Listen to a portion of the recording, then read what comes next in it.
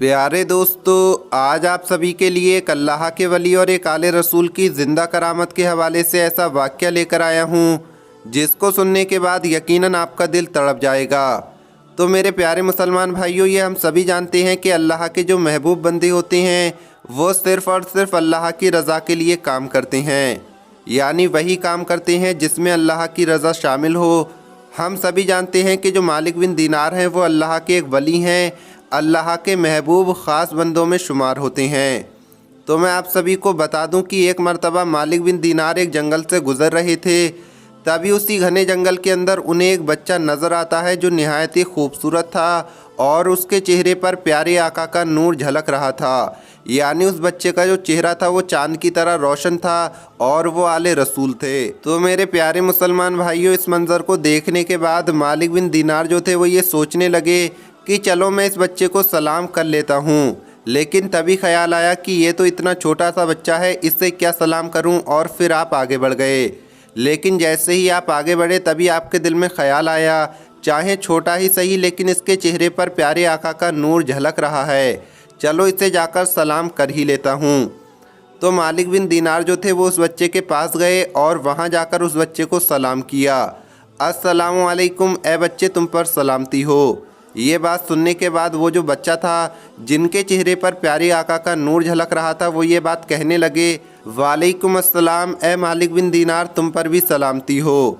दोस्तों, इस बात को सुनने के बाद मालिक बिन दीनार बड़े हैरान हो गए कि इस बच्चे को मेरा नाम भी पता है। लेकिन तभी मालिक बिन दीनार जो थे वो ये देखते हैं कि वो जो बच्चा है वो रोता जा रहा है और रोते रोते लकड़ियों को जमा कर रहा है। ये मंज़र देखकर मालिक बिन दीनार सोचने लगे शायद इसके माँ बाप ने इसे ज़ोर ज़बरदस्ती यहाँ पर भेजा है ताकि ये लकड़ियों को जमा करे और उन लकड़ियों को जमा करके बाज़ार में जाकर बेच आए और उनसे दाम हासिल करे।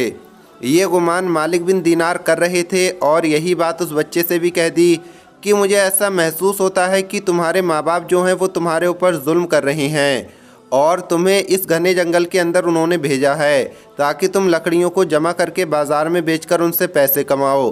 दोस्तों, इतना सुनना ही था कि वो जो बच्चा था वो ये बात कहने लगा, मेरे माँ बाप के बारे में कोई गलत गुमान मत करना, क्योंकि मैं अपने माँ बाप की सहूलियत के लिए यहाँ पर आया हूँ।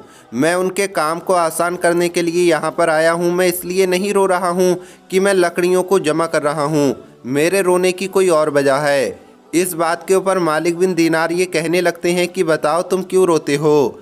इस बात के ऊपर वो बच्चा ये बात कहने लगता है, जब मैं लकड़ियाँ जमा करके घर ले जाऊँगा और घर ले जाने के बाद जब माँ खाना बनाने के लिए चूल्हा जलाएगी तो चूल्हे को भड़काएगी, लेकिन चूल्हा भड़काने के लिए सबसे पहले छोटी लकड़ियों का इस्तेमाल करेगी और जब छोटी लकड़ियों से काम नहीं चलेगा तब उसमें वो बड़ी लकड़ियाँ डालेगी जिसकी वजह से आग भड़क जाएगी।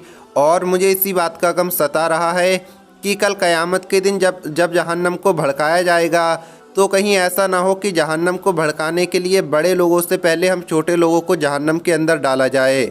मुझे यही खुदा का खौफ सता रहा है। इस बात को सुनने के बाद मालिक बिन दीनार जो थे वो बड़े हैरान हुए और सोचने लगे कि बच्चा तो बहुत छोटा है लेकिन इसके दिल के अंदर अल्लाह का खौफ किस तरीके से है, इस चीज़ को देखकर बड़ी हैरानी होती है।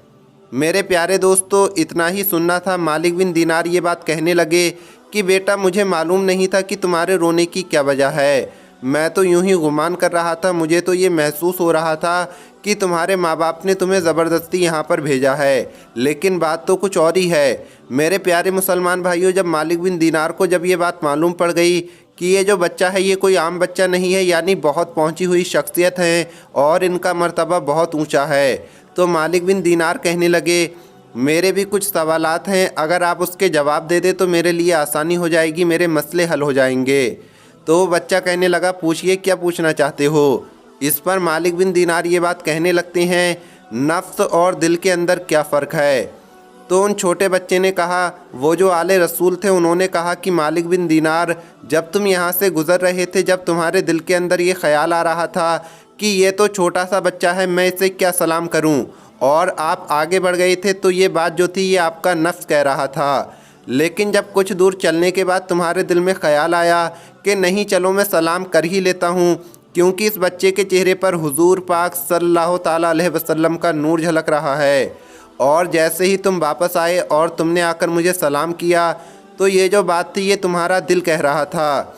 यानी पहले जो बात थी वो तुम्हारा नफ्स कह रहा था और दोबारा जो सलाम बोला गया वो तुम्हारा दिल कह रहा था। ये बात सुनकर मालिक बिन दीनार जो थे वो तड़प जाते हैं और बेसाख्ता पूछ लेते हैं कि बेटा तुम्हारा क्या नाम है। तो वो छोटे बच्चे होते हैं, उस वक्त उनकी उम्र बहुत कम होती है। वो आले रसूल कहते हैं कि मेरा ही नाम जाफ़र सादिक है, यानी आप ही हज़रत इमाम जाफ़र सादिक अलैहिस्सलाम हैं और आप आले रसूल हैं। तो मेरे प्यारे मुसलमान भाइयों, ये है अल्लाह वालों की शान, ये है आले रसूल की शान। यकीनन दिल की कैफियत को वो जानते हैं कि किसके दिल के अंदर क्या चल रहा है, और ऐसे वाक़ये सुनने के बाद हमारा दिल ये कह उठता है कि तेरी नस्ल पाक में तो है बच्चा बच्चा नूर का, तू है ऐने नूर, तेरा सब घराना नूर का। यही तो होती है अल्लाह वालों की शान, आले रसूल की शान। इसी को तो वलियों की करामत कहा जाता है। प्यारे दोस्तों, हम उम्मीद करते हैं कि आपको ये वीडियो पसंद आई होगी। अगर ये वीडियो आपको पसंद आई हो तो इसे लाइक करें, ज़्यादा से ज़्यादा शेयर करें। अगर आप हमारे यूट्यूब चैनल पर पहली बार आए हैं तो चैनल को सब्सक्राइब करके बेल आइकन ज़रूर दबा दें। मिलेंगे अगली वीडियो में। अस्सलामु अलैकुम, अल्लाह हाफिज़।